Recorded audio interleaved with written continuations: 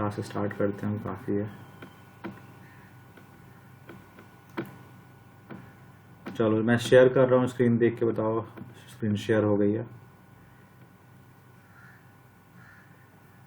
आ गया है, दिख रहा है सभी को स्क्रीन? ओके। तो इस सेशन में निपुण मेरे ख्याल से नया है, बाकी सभी पिछली क्लास में थे, है ना? तो निपुण में थोड़ा सा तुम्हें टूर दे देता हूँ जो पिछले क्लास में हमने किया था। तो देखो, सबसे पहले तो तुम्हें सीखना होगा कि प्रोग्राम एग्जीक्यूट कैसे करना है। तो DU C++ पहले तो ओपन करो अपना, ठीक है? लैपटॉप पे कर रहे हो ना तुम? साथ ही साथ फॉलो करते चलोगे, लैपटॉप पे तुमने खोल रखा है मीट। तो DU C++ ओपन करो, ठीक है? उसके बाद फाइल पे जाना है। पिछले क्लास में जो थे वो भी ध्यान दे ले, थोड़ा रिवीजन हो जाएगा तुम्हारा। तो फाइल पे जाना है, फिर न्यू पे प्रेस करोगे तुम। यहाँ पे देखो 2 ऑप्शन आ रहे हैं, सोर्स फाइल, प्रोजेक्ट पे क्लिक करोगे, ठीक? फिर इन 5 में तुम्हें सेलेक्ट करना है कंसोल एप्लीकेशन सेलेक्ट करने के बाद तुम्हें क्लिक करना है सी प्रोजेक्ट पे, ठीक है? उसके बाद अपने प्रोजेक्ट का कोई नाम दे दो तुम। तो मैं इसको दे देता हूँ क्लास सेकेंड या लेक्चर सेकेंड, अपने हिसाब से तुम कोई भी नाम दे सकते हो।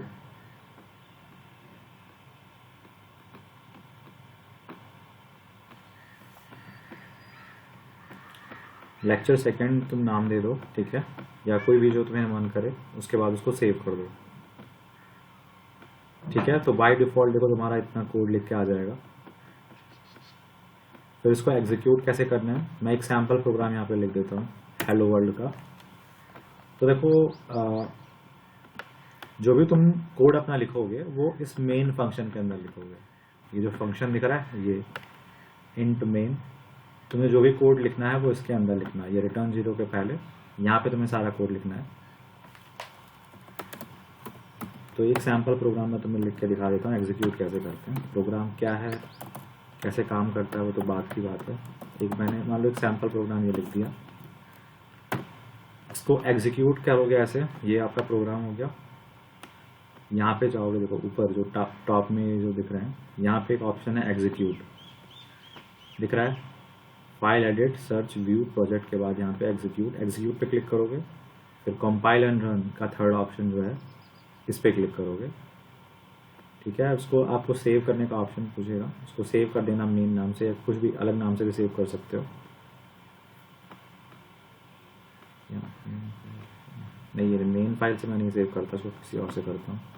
देखो उस फोल्डर में उस नाम की और कोई फाइल नहीं होनी चाहिए। तो देखो इस फोल्डर में मेन और मेन सेकंड नाम से एक फाइल है, तो मैं इसको मेन 3 से कर देता हूँ सेव, तो कोई इशू नहीं आएगा। मेन 3 नाम से मैंने सेव कर दिया, ठीक है ना? अब देखो ये कंपाइल और एग्जीक्यूट हो गया। दोबारा बता दे रहा हूँ, देखो कैसे। तुमने कोड लिखा, कोड के बाद तुम्हें जाना है एग्जीक्यूट ऑप्शन पे। एग्जीक्यूट में जो थर्ड ऑप्शन है कंपाइल एंड रन का, इस पर क्लिक करना है, ये तुम्हारा एग्जीक्यूट हो जाएगा, ठीक है?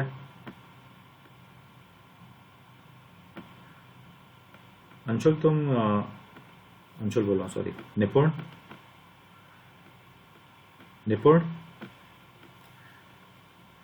तुम माइक ऑन कर सकते हो, या फिर यहाँ पे जो आप दे सकते हो, लाइब्रेरी में हो, ओके। तो एग्जीक्यूट कर सकते हो ना, साथ में तुम देखते चलो। एग्जीक्यूट लैपटॉप अगर कर सको तो अच्छी बात है। दूसरा देखो, तुम अगर तुम्हारे पास सॉफ्टवेयर नहीं है तो तुम क्या कर सकते हो, एक वेबसाइट है JDoodle, गूगल पे सर्च करोगे JDoodle, ठीक है? मैं कोशिश करूँगा 4:15 पे तक का मैं सारा जो पिछली क्लास का है समरी दे दूँ उसके पहले। उसके बाद से क्लास का जो आज का टॉपिक है वो शुरू करते हैं। मैं तुमको एक लिंक दे दे रहा हूँ, ये एक सी कंपाइलर है जो मैं तुम्हें चैट में मैं तुम्हें दे दे रहा हूँ, ठीक है? इस लिंक पे जा सकते हो तुम, और यहाँ पे तुम एग्जीक्यूट कर सकते हो कोड। यहाँ भी ये एक ऑनलाइन कंपाइलर है।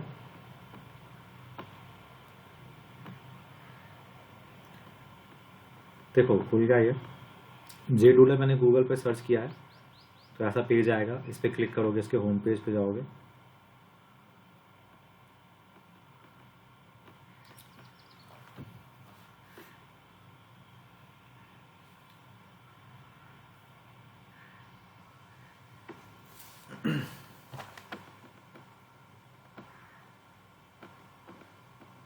ठीक है, ये इसका होम पेज खुल गया। अब देखो यहाँ पे लैंग्वेजेस शो कर रही होंगी, जावा, जावा एडवांस और सारी। तो देखो यहाँ पे ये जो ऑप्शन है सी का, इसको सेलेक्ट करना है क्योंकि हम सी सीख रहे हैं, सी का प्रोग्राम एग्जीक्यूट करना है। ठीक है, तो सी पे क्लिक करोगे यहाँ पे, तो देखो ये तुम्हारा कंपाइलर खुल के आ गया है। ये ऑनलाइन कंपाइलर है तुम्हारा।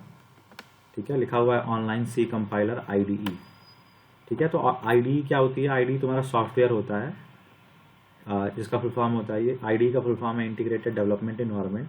ये सॉफ्टवेयर होता है जिसके अंदर तुम अपने कोड को एडिट और एग्जीक्यूट करते हो। ठीक है ना, तो यहाँ पे जो भी तुम्हें प्रोग्राम है, अगर तुम्हारे पास तुम्हें सॉफ्टवेयर इंस्टॉल नहीं करना चाहते तो तुम सारे अपने प्रोग्राम यहाँ पे लिख सकते हो।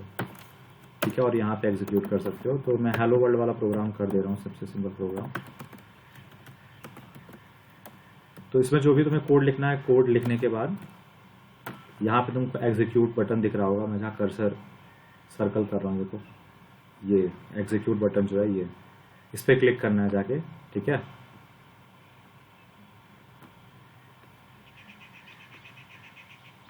एग्जीक्यूट होने के बाद तुम्हारा आंसर यहाँ पे शो करेगा। अभी देखो ये स्पीड स्लो होने के कारण से नहीं शो कर रहा है, अभी हो सके अभी शो करे। ये जो यहाँ पे रिजल्ट दे रखा हुआ है ना, रिजल्ट सेक्शन, यहाँ पे तुम्हारा जो भी प्रोग्राम का आउटपुट आएगा वो यहाँ पे शो हो जाएगा। ठीक है, तो ये दो तुम्हारे पास तरीके हैं जिससे तुम कोड एग्जीक्यूट कर सकते हो। देखो आउटपुट आ गया तुम्हारा, यहाँ पे हेलो वर्ल्ड देखो लिख के आ रहा है, तो इस प्रोग्राम का ये आउटपुट आएगा। ठीक है, तो ये तो हो गया एडिट करने का, कंपाइल और एग्जीक्यूट करने का तरीका। दो तरीके हैं तुम्हारे पास। प्रिफर्ड मैं करूँगा कि ये तुम सॉफ्टवेयर इंस्टॉल कर लो, वो सबसे अच्छा तरीका है। और अगर सॉफ्टवेयर इंस्टॉल नहीं हो रहा है तो ऑनलाइन कर सकते हो। ठीक है, तो पिछले क्लास में यार देखो हमने क्या सीखा था। ये देखो सबसे छोटा प्रोग्राम है, सैम्पल प्रोग्राम। इसके अंदर समझ लेते हैं देखो क्या क्या चीज़ें हैं।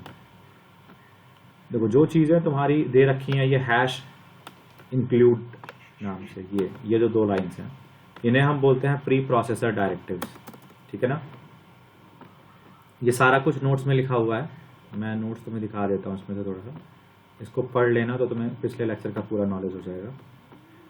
ठीक है, तो देव C++ मैंने बता दिया, JDoodle बता दिया, IDE क्या होती है, ऐसी कुछ और पॉपुलर IDEs हैं, उनका नाम पढ़ लेना। ठीक है, जैसे देव C++ एक IDE है, वैसे कोड ब्लॉक्स और इक्लिप्स, विजुअल स्टूडियो, ऐसे कुछ और IDE है जिस पर तुम एग्जीक्यूट कर सकते हो अपना कोड। ये प्रोग्रामिंग लैंग्वेज के कुछ क्लासिफिकेशन है, ये सर्च करके पढ़ सकते हो। तुम्हारी जो C है वो मिडिल लेवल लैंग्वेज में आती है, ये जानने की ज़रूरत है। C is a middle level language. ये कुछ क्विक फैक्ट्स हैं, ये देख लेना, इसमें कुछ है नहीं, रीड करोगे समझ में आ जाएगा। ठीक है, फिर सोर्स कोड कल हमने समझा था। सोर्स कोड क्या होता है? जो प्रोग्रामर जो कोड लिखता है, जैसे ये मैंने कोड लिखा तो ये हो गया मेरा सोर्स कोड। ठीक है ना, अब source code, code written by programmer. अब सोर्स कोड क्या होता है कि ये हमारा CPU डायरेक्ट समझता नहीं है सोर्स कोड। सोर्स कोड में, सोर्स कोड को कन्वर्ट करनी पड़ती है, पहले हमें मशीन कोड में कन्वर्ट करना पड़ता है, उसके बाद ही हमारा CPU समझ सकता है। ठीक है ना, तो वो काम कौन करता है? कंपाइलर करता है। कंपाइलर क्या करता है? सोर्स कोड को एज अ इनपुट लेता है और उसका आउटपुट क्या होता है? Machine code. ठीक है, मशीन कोड को हमारा CPU एग्जीक्यूट करता है। ठीक है ना, ये देखो डेफिनेशन दे रखी है कंपाइलर की। कंपाइलर क्या है? कंपाइलर एक प्रोग्राम है जो कि सोर्स कोड को मशीन कोड में कन्वर्ट करता है। ठीक है, C हमारा एक केस सेंसिटिव लैंग्वेज है। केस सेंसिटिव मतलब क्या? केस देखो दो टाइप के होते हैं, एक होता है अपर केस और एक होता है लोअर केस।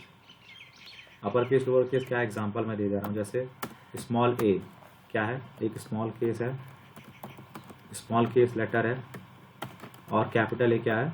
ये लोअर केस समझ सकते हो, उसको लोअर केस बोल दो, लोअर केस, और इसको अपर केस।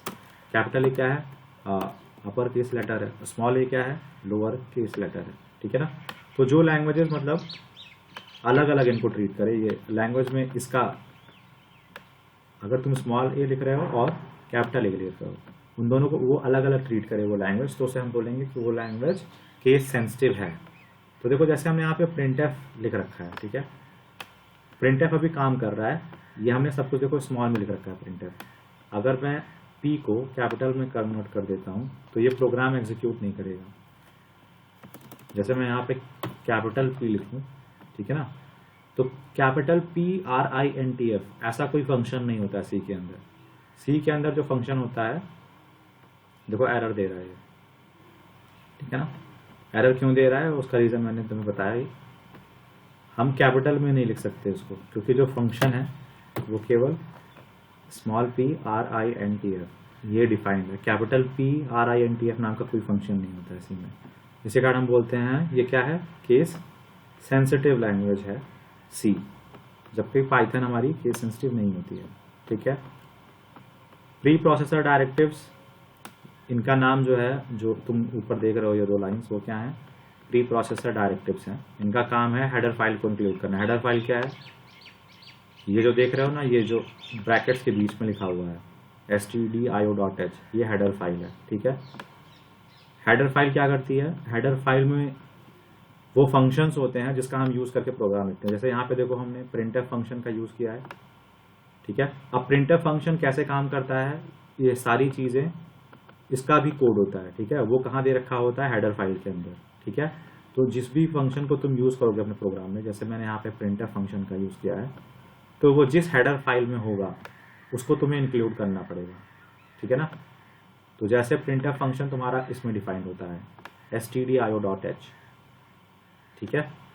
इसके बारे में थोड़ा सा यहाँ से नोट से पढ़ोगे समझ में आ जाएगा, मैंने थोड़ा बस बता दिया इसके अंदर, इसको पढ़ोगे समझ में आ जाएगा, जो नोट्स मैंने दे रखे हैं, ठीक है। हेडर फाइल्स क्या होती हैं इसको भी पढ़ोगे, भी समझ में आ जाएगा। बस इतना मैंने बता दिया कि इसके अंदर कुछ pre defined standard library functions होते हैं जो बहुत ही इंपॉर्टेंट होते हैं प्रोग्राम को लिखने के लिए, ठीक है। कमेंट्स मेरे ख्याल से मैटलैब में थोड़ा बहुत पढ़ा होगा पहले भी।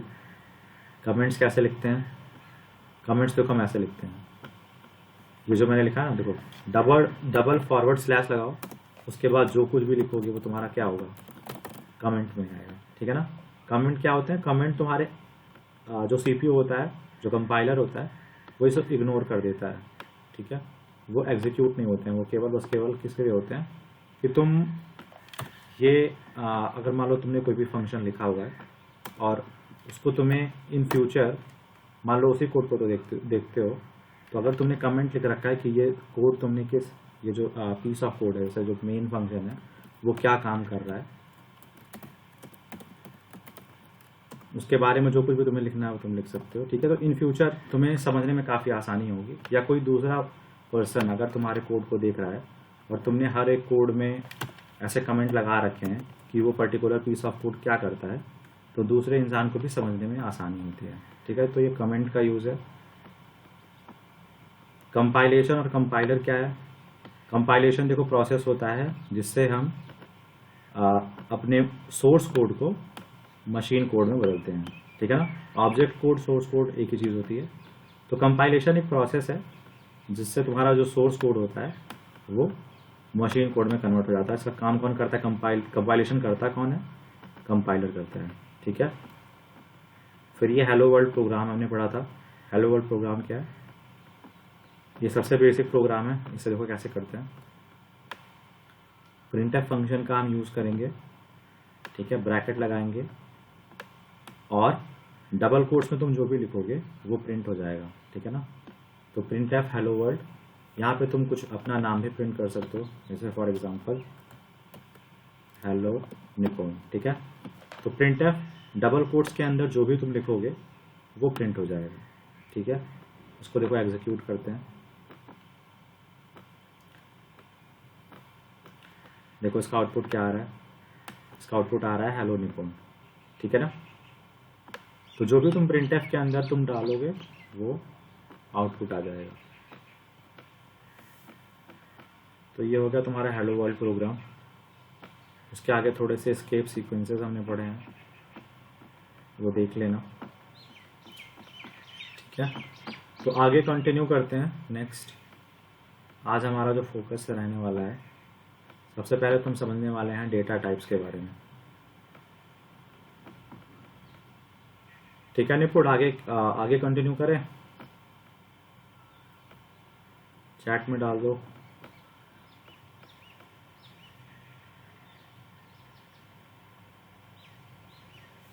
ठीक है, मैं आगे कंटिन्यू कर रहा हूँ।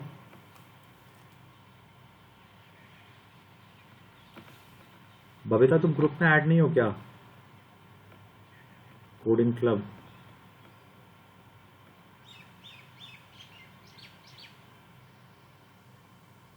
ओके चलो ठीक है, उसको मैं ऐड कर दे रहा हूँ क्लास के बाद, ठीक है। मैसेज कर देना कुछ भी, हाँ मैं ऐड कर दूंगा। अभी क्लास कंटिन्यू करते हैं। चलो भाई, तो आज का जो हमारा फोकस है, सबसे पहले तो हम समझते हैं डेटा टाइप क्या होते हैं, ठीक है। सभी को दिख रहा है ढंग से? डेटा टाइप समझते हैं क्या होता है। तो देखो भाई, डेटा तो सबको पता है क्या होता है। देखो जैसे मान लो कि कोई भी टेक्स्ट है या कोई भी नंबर है, जैसे 100 क्या है, एक ये डेटा है।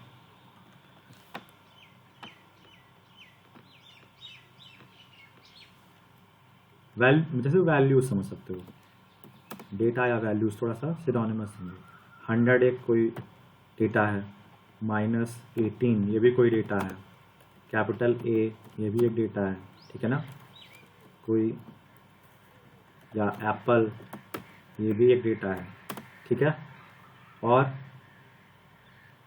मान लो पाई तुम्हारी 3.14, ठीक है, ये भी एक डेटा है। तो ये सारे डेटा है। अब डेटा टाइप क्या होता है? डेटा टाइप ये बताता है कि जो आपका डेटा है वो किस टाइप का है। जैसे 100 क्या है, 100 एक इंटीजर है, तो हम बोलेंगे कि 100 का डेटा टाइप क्या है। 100 का डेटा टाइप जो है वो है इंटीजर, ठीक है ना। अब ये हम तो मैथमेटिक्स में यूज़ करते हैं, जो टर्म होता है इंटीजर, इसमें भी यूज़ करते हैं, लेकिन शॉर्ट में हम उसे बोलते हैं इंट। सी में इंटीजर को हम शॉर्ट में बोलते हैं इंट। आ रही बात समझ में? तो हम क्या बोलेंगे सी में कि 100 क्या है, 100 का डेटा टाइप है इंट, ठीक है। अब -18 क्या है, तो वो भी क्या है, एक इंट है। तो 100 और 18 -18 ये दोनों ही क्या है, इनका डेटा टाइप क्या है, इंट, ठीक है। ए क्या है, ए को देखो बोला जाता है कैरेक्टर। सी के लैंग्वेज में क्या बोला जाता है, कैरेक्टर। तो स्मॉल ए से लेके स्मॉल जेड, कैपिटल ए से लेके कैपिटल जेड, ठीक है। और जो स्पेशल सिंबल्स हैं, देख लो मैं लिख देता हूँ क्या क्या कैरेक्टर्स हैं हमारे पास। ए से लेके स्मॉल ए से लेके स्मॉल जेड, कैपिटल ए से लेके कैपिटल जेड, डिजिट्स 0 से लेके 9 ये भी आ जाएंगी, कैरेक्टर में आ जाएंगे, ठीक है। और जितने भी स्पेशल सिंबल्स हैं, जैसे एक्सक्लेमेशन मार्क, ठीक है, @ का सिंबल, हैश, परसेंटेज, ये सारे ही कैरेक्टर्स में आते हैं, ठीक है ना। तो इन सब का डेटा टाइप क्या है, इन सब का डेटा टाइप क्या है, ये सभी क्या हैं, कैरेक्टर्स हैं। आ रही बात समझ में?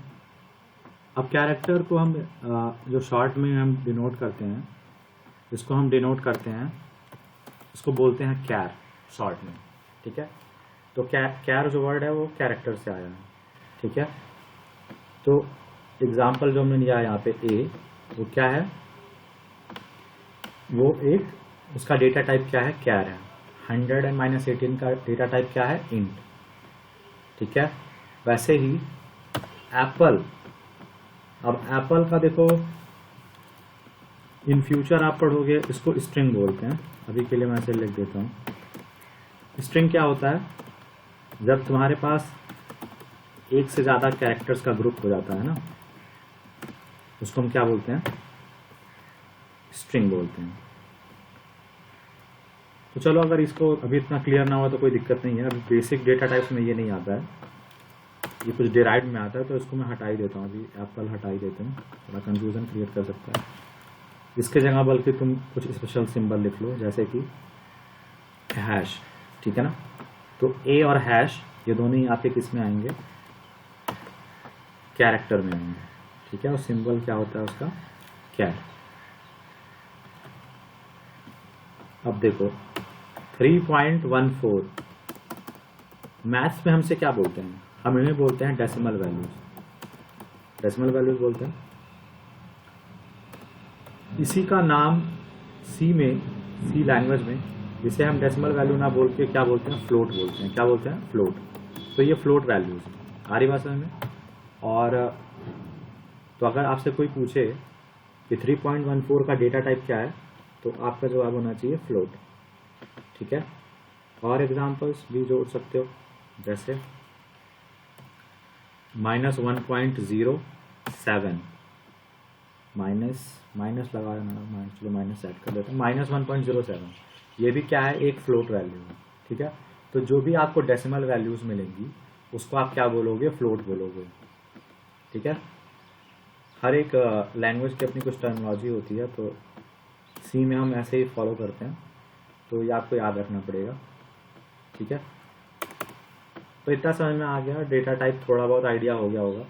वो बताता है कि कोई जो डेटा है हमारे पास उसका टाइप क्या है, ठीक है। आगे देखते हैं,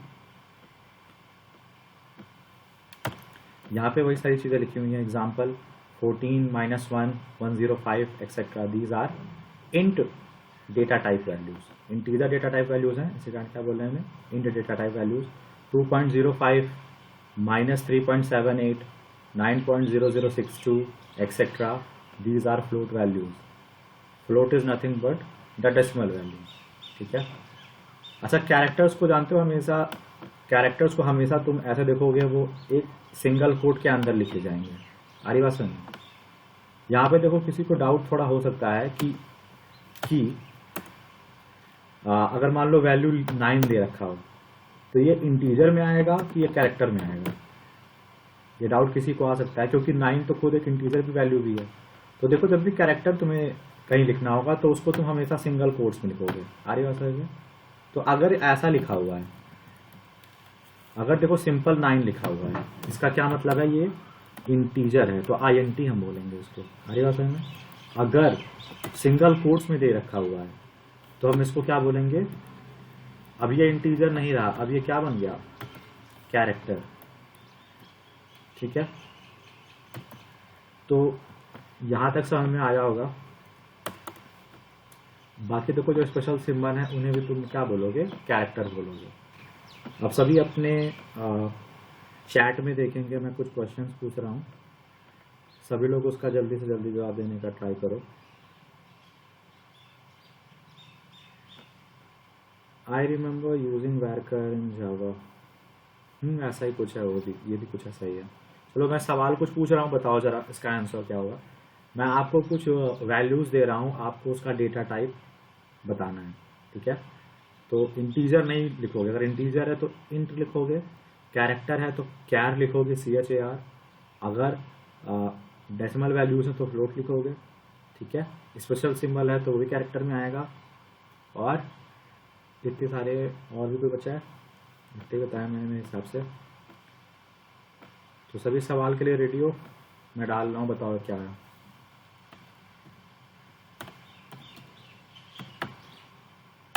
ये क्या है, चैट में सभी जवाब दो।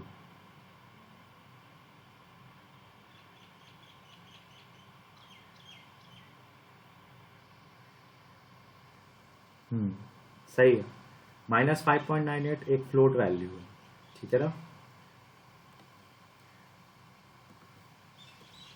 ये क्या है,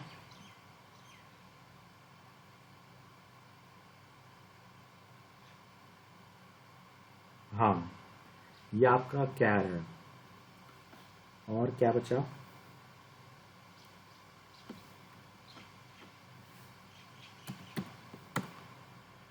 ये क्या है,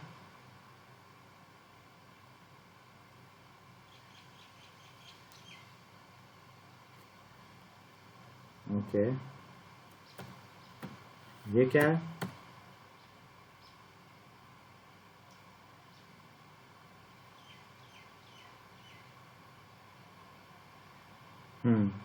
सही है। तो देखो जब भी सिंगल कोट में, देखो यहाँ पे थोड़ा किसी को डाउट होता था, लेकिन सही बताया सभी ने। जब आपका सिंगल कोट में हो गया 8, तो अब वो इंटीजर नहीं रहा, अब वो कैरेक्टर बन गया, ठीक है ना। तो सही है, डेटा टाइप समझ में आ गया सभी को। आगे कंटिन्यू करते हैं।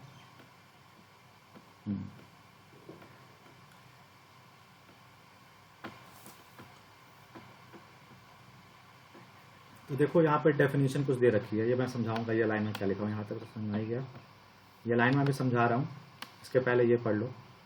ए data type specifies the type of data, ठीक है, that a variable can store. और वेरिएबल क्या होता है मैं समझा रहा हूँ, such as integer, floating number, character, etcetera. Basic data types. अब देखो, अब पहले मैं वेरिएबल समझा देता हूँ, ठीक है ना, उसके बाद आगे कंटिन्यू करते हैं। अब यार वेरिएबल क्या होता है? वेरिएबल तुम्हारा एक कंटेनर होता है। अब कंटेनर कैसा? रुक जाओ, मैं स्क्रीन ट्राई करता हूँ स्केच करने को।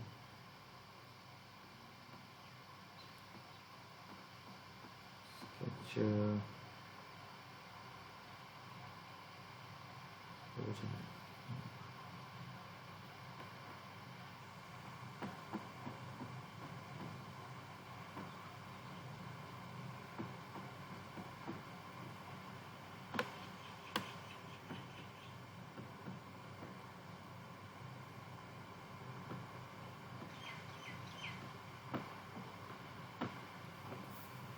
वेरिएबल हमें समझना है।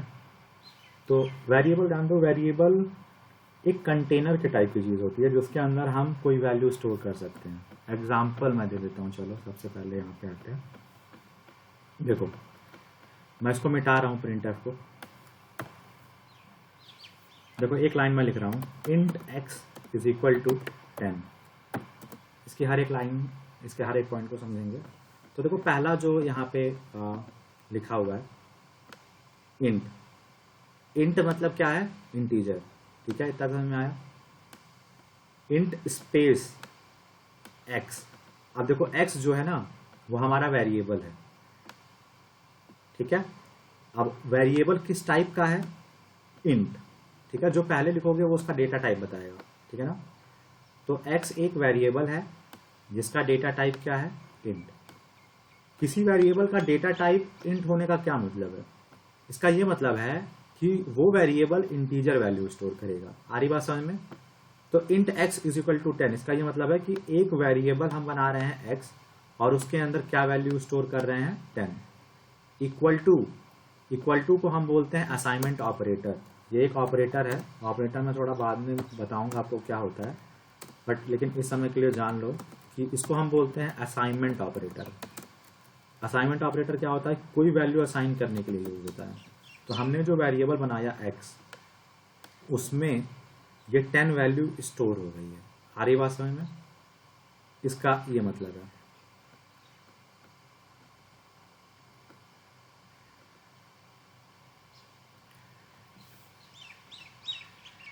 व्हाइट बोर्ड भी नहीं चल रहा अभी तो इसमें, बहुत स्लो है सिस्टम। चलो यहाँ पे स्केच हो जाएगा मोस्ट प्रोबेबली, ठीक है। चलो देखो, तो जैसे किचन में मान लो कि हम जाते हैं, तो किचन में कंटेनर्स होते हैं ना।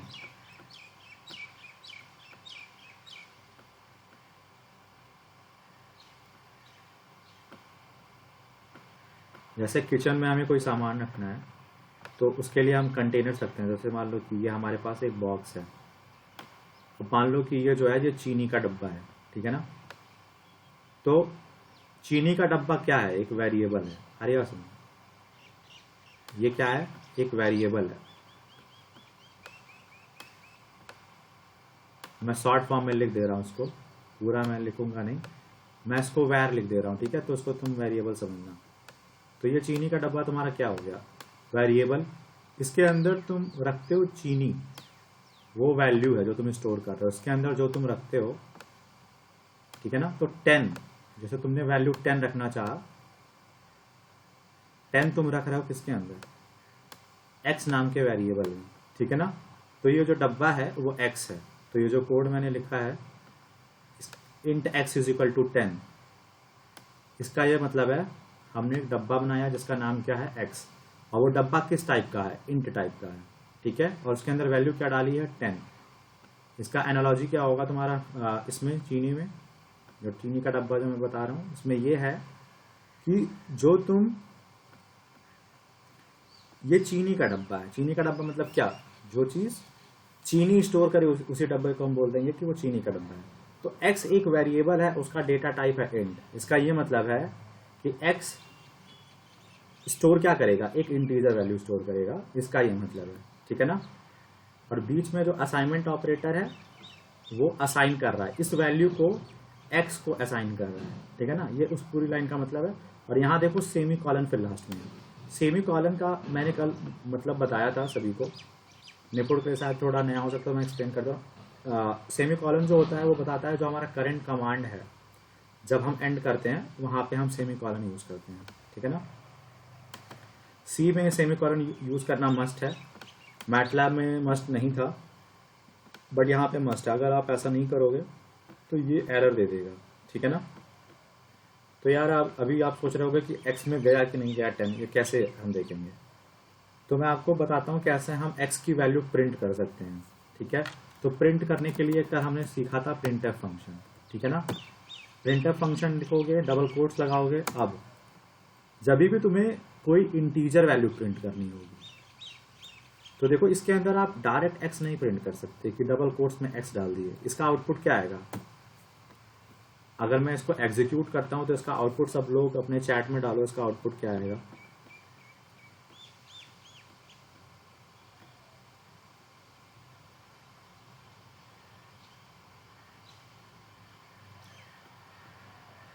मैं कोड डाल दूं क्या, एक सेकंड रुक जाओ, मैं कोड भी डाल देता हूं। ये कोड मैंने लिखा है, मैं चैट में डाल दे रहा हूं।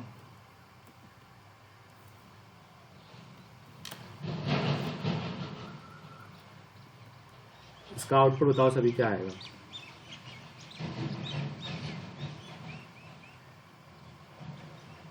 रुक जाओ, फिर से डाल देता हूं। int x is equal to 10 printf। अगर नहीं समझ में आ रहा है तो मैं दोबारा बता देता हूँ।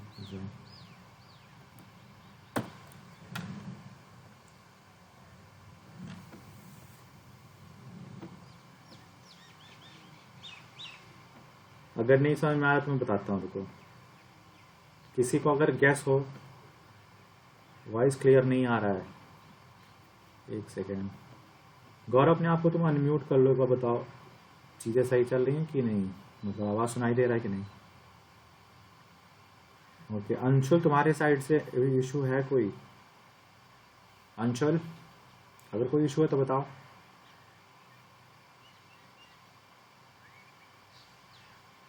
ओके ओके, हाँ बबीता ने आंसर दिया है। यहाँ पे एक्स प्रिंट होगा, ठीक है ना। इसको मैं एग्जीक्यूट करके भी दिखा देता हूँ। अभी देखो एक्स में जो वैल्यू है हम वो नहीं प्रिंट कर रहे हैं, हम केवल एक्स प्रिंट कर रहे हैं, तो वो एक्स ही प्रिंट होगा। लेकिन हम चाह क्या रहे हैं, अगर हमें चाहिए कि एक्स के अंदर जो वैल्यू हो वो प्रिंट हो, ठीक है, तो इसका आउटपुट एक्स आएगा।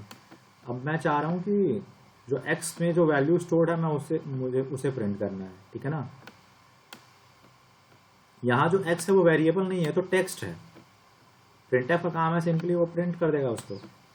अब देखो हम कैसे कोई इंटीजर प्रिंट करते हैं, देखो उसका एक स्पेशल तरीका होता है। इसमें क्या करोगे तुम, ये जो डबल कोट्स है ना, इसके बीच में सबसे पहले लिखोगे %d। %d लिखने का मतलब ये है कि तुम जो प्रिंट करने जा रहे हो वो इंटीजर है, ठीक है। अब इंटीजर वैल्यू तो है, लेकिन ये इंटीजर वैल्यू हमें मिलेगी कहाँ से, तो उसका सोर्स तुमको लिखना पड़ेगा। ये डबल कोट्स के बाद सबसे पहले तुम कॉमा लगाओगे, ठीक है। अब किस वेरिएबल से वैल्यू उठानी है वो वेरिएबल का नाम लिख दोगे। आ रही बात समझ में? इस लाइन का मतलब ये है %d लिखने का मतलब कि जो तुम्हें वैल्यू प्रिंट करनी है वो इंटीजर टाइप की वैल्यू होगी। आ रही बात समझ में? इसको बोलते हैं फॉर्मेट स्पेसिफायर। इसमें मैं थोड़ा सा और भी आपको एक्सप्लेन करूंगा। फॉर्मेट स्पेसिफायर आज के टॉपिक में है, तो अभी के लिए नाम इसका याद रख लो। %d का मतलब है कि जो वैल्यू मैं प्रिंट करने वाला हूँ वो क्या है, इंटीजर है। अब ये वैल्यू कहाँ से हमें लेनी है उसका तुम सोर्स लिखोगे, वो होगा डबल कोट्स के बाद कॉमा लगाओगे, ये हमने कॉमा लगाया और फिर लिखा वेरिएबल का नाम। आ रही बात समझ में? तो अब ये क्या करेगा, जो x में जो भी वैल्यू है वो प्रिंट कर देगा, ठीक है ना। तो इसको एग्जीक्यूट करके मैं दिखाता हूँ तुम्हें। कंपाइल एंड रन करते हैं। देखो इसका आउटपुट अब क्या आ रहा है, 10 आ रहा है, ठीक है ना। तो मेरे ख्याल से अभी तक का तो क्लियर होगा सभी को।